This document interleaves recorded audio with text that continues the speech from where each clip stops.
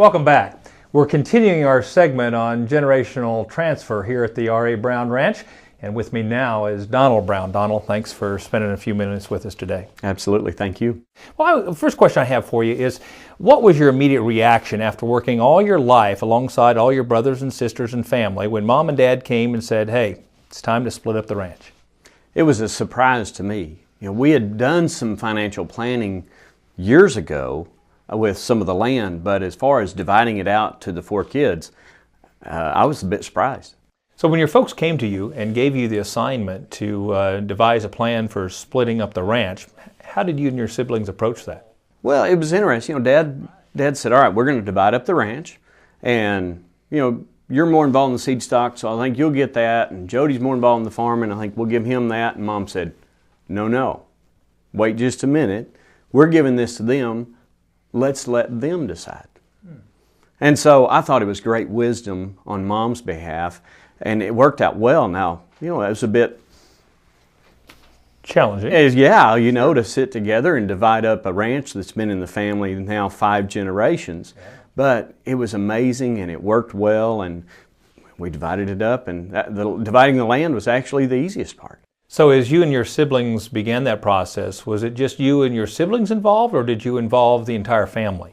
Mom and Dad just wanted the 4 of us kids in there to divide up the land. And so that's the way we did it. And, we met several times. We started each meeting with a prayer, and we analyzed the situation, and we didn't make it hastily. We would meet, we would wait, we would sleep on it. Mm-hmm. And, I think there's a lot of wisdom in that. And it all worked out very, very well. Donald, tell us this. What were some of the challenges as you and your siblings walked through this process? Well, anytime you start talking about the end of someone's life and passing it on, it's not a comfortable discussion. But Mom and Dad started that conversation, which made it a whole lot easier for us. Mm-hmm. Thankfully, Mom and Dad are in excellent health, and they just said, we want to pass this on now while we can each of you enjoy and pursue your dreams. Mm-hmm. With your families and use your gifts and talents and interests. And so we're blessed by that.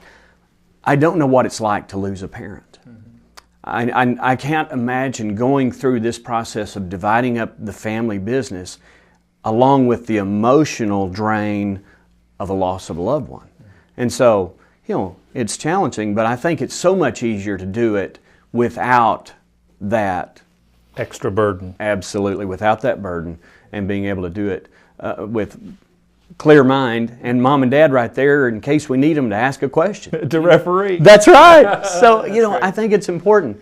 One of the things that, Mom has always instilled in us in love, and that was very important as we went through this process. I can still remember as a child 2 things. One, Mom teaching us about 1 Corinthians chapter 13. And that ends with, these 3 things remain. But the greatest of these? Faith, hope, and love. But you're right, the greatest of these is love. Absolutely. And the other thing I was remembering just this morning as I pulled out of the ranch entrance and onto the highway is I remember all 4 of us kids in the vehicle on Sunday mornings headed to town. Mm-hmm. And every time when we would turn by the ranch sign, Dad would look around and he'd say, I sure love my family. Mm. And those words just echo in my mind. And so they taught that to us from an early age. And I think that helped us in this process of dividing it up and keeping peace in the family, because that was higher priority than who gets this or who gets that. I think my brother Rob A. had some really good wisdom. He said, if any of us get exactly what we want, mm-hmm. it's probably not fair. Donald, looking back on the process, is there anything you'd do differently? Looking back, I can't think of anything I would do differently. For us, it just worked out great. We weren't rushed. Mom and Dad kind of gave us their plans that they were ready to start doing the process, but it wasn't a rushed situation. We were able to meet, even though not all of us live right here on the ranch. We would meet once a month and discuss how we're going to divide this thing up, what we'll do with the land, what to do with the cattle, what to do with the minerals, all of those different things, and it worked out very well. I don't think I'd change a thing. Well, Donald, this is the Cattleman and Cattleman Show, so I'd like to ask you a little bit about dividing the cattle. We discussed how you approached the land division, but dividing a set of registered seed stock that you've spent generations building is an emotional decision. Tell us about that. We did the land first, and that was easy. The cattle, I've been back here on the ranch for 20-something years, working side by side with Dad on the seed stock side. And that's my passion. That's Kelly and I's passion, is seed stock. My older siblings, my 2 sisters and my brother, they love commercial cattle, they love stocker cattle, and they're good at it. That's their passion. That's what they want to do. Seed stock's not really their interest. And so as we looked at doing the cattle, what are we going to do? We could divide them up 4 ways. But it's going to be hard with 4 different breeds and not equal numbers of breeds and different values of the cattle. How do we divide them up? Since my siblings were more interested in commercial cattle, we talked about it and decided, one, Mom and Dad have poured their whole life into the seed stock program. We've been raising seed stock cattle since the 1890s. Why don't we let their life legacy live on through these cows as registered seed stock to the industry and be a blessing to the industry?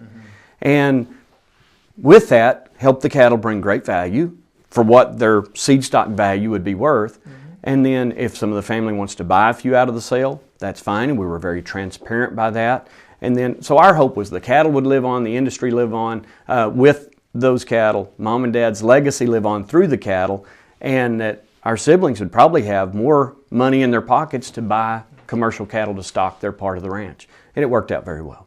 Tell us about some of the changes and some of the challenges from transitioning from a large multi-family operation to individual operators of your own ranch.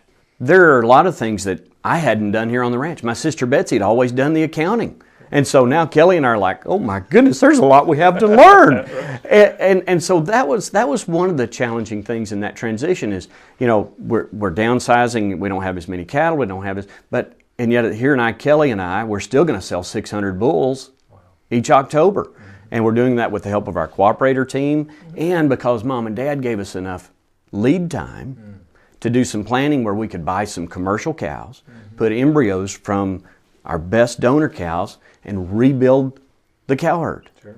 And so it's worked out very well. So what are your plans for the future? Well, Kelly and I, we want to continue to be right here on the ranch in the house where we all grew up at our headquarters, keep having bull sales every fall.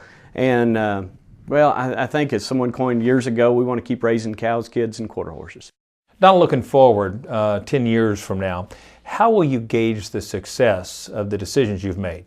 10 years from now, success to me will be defined if all our families are still doing what we love to do and we still have peace in the family and we are a family. That to me is success. Thank you, Donald, for all your candor and your insight. I appreciate it. Thank you.